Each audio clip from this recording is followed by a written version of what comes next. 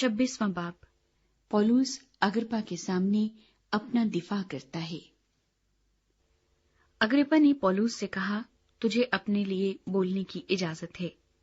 पौलुस हाथ बढ़ाकर अपना जवाब यूं पेश करने लगा कि ऐ अग्रिप्पा बादशाह, जितनी बातों की यहूदी मुझ पर नालिश करते हैं, आज तेरे सामने उनकी जवाबदेही करना अपनी खुशनसीबी जानता हूं, खासकर इसलिए कि तू यहूदियों की सब रस्मों और मसलों से वाकिफ है।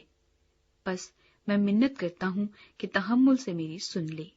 सब यहूदी जानते हैं कि अपनी कौम के दरमियान और यरूशलेम में शुरू जवानी से मेरा चाल चलन कैसा रहा है, क्योंकि वो शुरू से मुझे जानते हैं। अगर चाहें तो गवाह हो सकते हैं कि मैं फरीसी होकर अपने दीन के सबसे ज्यादा पाबंदे मजहब फिरके की तरह जिंदगी गुजारता था, और अब उस वादे की उम्मीद के सबब से मुझ पर मुकदमा हो रहा है जो खुदा ने हमारे बाप दादा से किया था। उसी वादे की पूरा होने की उम्मीद पर हमारे 12 के 12 कबीले दिलो जान से रात दिन इबादत किया करते हैं। इसी उम्मीद के सबब से ऐ बादशाह, यहूदी मुझ पर नालिश करते हैं। जबकि खुदा मुर्दों को जिलाता है तो ये बात तुम्हारे नजदीक क्यों गैर मोतबर समझी जाती है? मैंने भी समझा था कि यीशु नासरी के नाम की तरह तरह से मुखालफत करना मुझ पर फर्ज है।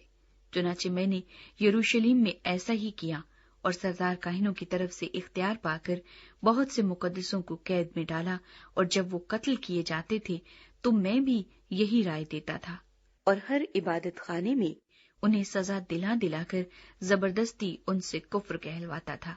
बल्कि उनकी मुखालफत में ऐसा दीवाना बना कि गैर शहरों में भी जाकर उन्हें सताता था। पौलुस अपनी गवाही दोहराता है। इसी हाल में सरदार काहिनों से इख्तियार और परवाने लेकर दमिश्क को जाता था तो ऐ बादशाह, मैंने दोपहर के वक्त राह में ये देखा कि सूरज के नूर से ज्यादा एक नूर आसमान से मेरे और मेरे हमसफरों के गिरदा गिर्द आ चमका।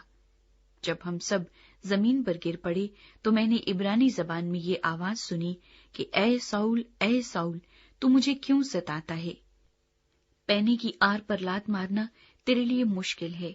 मैंने कहा, ऐ खुदावंद, तू कौन है?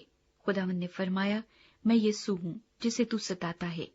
लेकिन उठ, अपने पांव पर खड़ा हो, क्योंकि मैं इसलिए तुझ पर जाहिर हुआ हूं कि तुझे उन चीजों का भी खादिम और गवाह मुकर्रर करूं जिनकी गवाही के लिए तूने मुझे देखा है, और उनका भी जिनकी गवाही के लिए मैं तुझ पर जाहिर हुआ करूंगा। और मैं तुझे इस उम्मत और गैर कौमों से बचाता रहूंगा जिनके पास तुझे इसलिए भेजता हूं कि तू उनकी आंखें खोल दे, ताकि अंधेरे से रोशनी की तरफ और शैतान के इख्तियार से खुदा की तरफ रजू लाएं, और मुझ पर ईमान लाने के बाइस गुनाहों की मुआफी और मुकद्दसों में शरीक होकर मीरास पाएं। पौलुस की बशारती खिदमत। इसलिए ऐ अग्रिप्पा बादशाह, मैं उस आसमानी रोया का नाफरमान न हुआ, बल्कि पहले दमिश्कियों को, फिर यरूशलेम और सारे मुल्क यहूदिया के बाशिंदों को और गैर कौमों को समझाता रहा कि तौबा करें और खुदा की तरफ रजू लाकर तौबा के मुआफिक काम करें।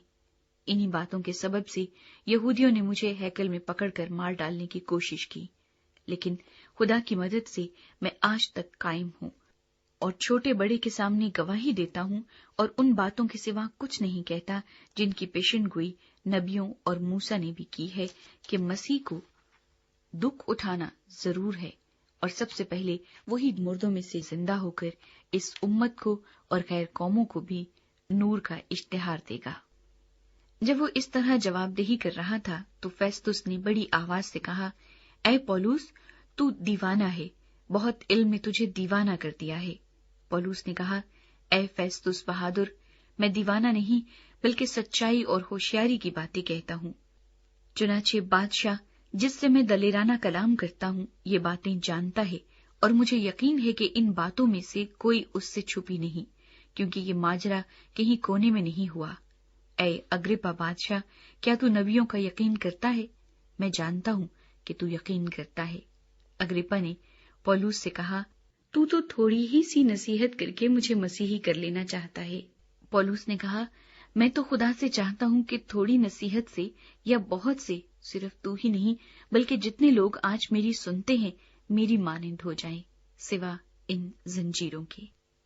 تب بادشاہ اور حاکم اور برنکے اور ان کے ہم نشین اٹھ کھڑے ہوئے اور الگ جا کر ایک دوسرے سے باتیں کرنے اور کہنے لگے کہ یہ آدمی ایسا تو کچھ نہیں کرتا جو قتل یا قید کے لائق ہو۔